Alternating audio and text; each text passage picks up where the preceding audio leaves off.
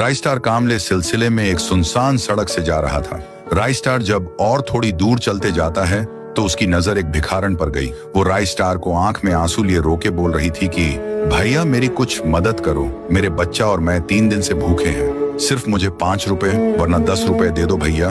पर राइस्टार वहां से नजरअंदाज करके आगे जाने लगता है। उसी सड़क पर फटी बनियान में एक बूढ़ा टूटी टोकरी में कुछ फल बेच रहा था। वो बूढ़ा व्हाइट 444 को देखकर वो भी रोके कहता है, प्लीज मुझसे कुछ फल खरीद लो, मुझे पैसों को बहुत जरूरत है, मुझे मेरे बच्चे की स्कूल की फीस भरनी है, मैं बहुत मजबूर हूँ। ये सुन के व्हाइट 444 कहता, ये बूढ़े, मैं क्या अब गंदे सड़क के फल खाऊंगा? क्या वो भी तुझ जैसे इंसान से मैं मॉल के फल खाता हूँ जहाँ तेरी जाने की भी औकात नहीं है? ये सब राइस्टार वहीं पर रखकर देख रहा था। यह कहकर व्हाइट 444 वहां से चला गया। राइस्टार को बहुत बुरा लगा। फिर राइस्टार भाग के कहां तो जाने लगा। वह अपने दोस्त अज्जू भाई के घर पर आता है और डोरबेल बजाता है। डोरबेल की आवाज सुनकर अज्जू भाई राइस्टार के सामने आता है और उसे पैसे देकर कहता है। अज्जू टेम्पल के सामने एक बूढ़ा टोकरी में कुछ फल लेकर बैठता है। उसके पास से सभी फल खरीद कर लेकर आओ, उसको ज्यादा ही पैसे देना, अब जाओ। यह सुनकर अज्जू भाई राइस्टार की बात सुनकर वहां से चले जाते हैं और जहां पर वह बूढ़ा फल लेकर बैठा हुआ था उसके पास ही अज्जू भाई जाते हैं और उसे राइस्टार के दिए हुए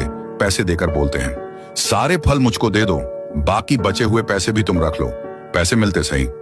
वह अंकल सारे फल अज्जू भाई को देता है। अज्जू भाई उसे फल को लेकर वहां से जाने लगते हैं। दूसरी तरफ अज्जू भाई सारे फल खरीदकर राइस्टार के सामने आते हैं और उसे सारे फल दे देते हैं। जू भाई फल देने के बाद राइस्टार फल को लेकर जाने लगते हैं।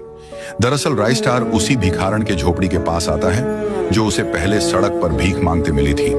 राइस्टार दरवाजे पर सारे फल रखकर डोरबेल बजाता है। बजाने के बाद राइस्टार जाके फेंस के पीछे छुप कर देखता है। वो भिखारन झोपड़ी से बाहर आती है और नीचे पड़े फल को आंखें फाड़ कर देखने लगती है। उसके बाद आजू बाजू देखने लगती है कि फल किसी के छूट तो नहीं गए। वह जब अच्छे से चारों तरफ देखने के बाद उसको कोई नहीं दिखता तो वह उसे फल को उठाती है और फल को अंदर लेकर चली जाती है। फिर राइस्टार जाकर खिड़की में झांकता है और देखता है कि वह भी भिखारन और उसकी बेटी राइस्टार के दिए गए फल बड़े मजे से खा रहे थे। उसकी बेटी बहुत खुश थी।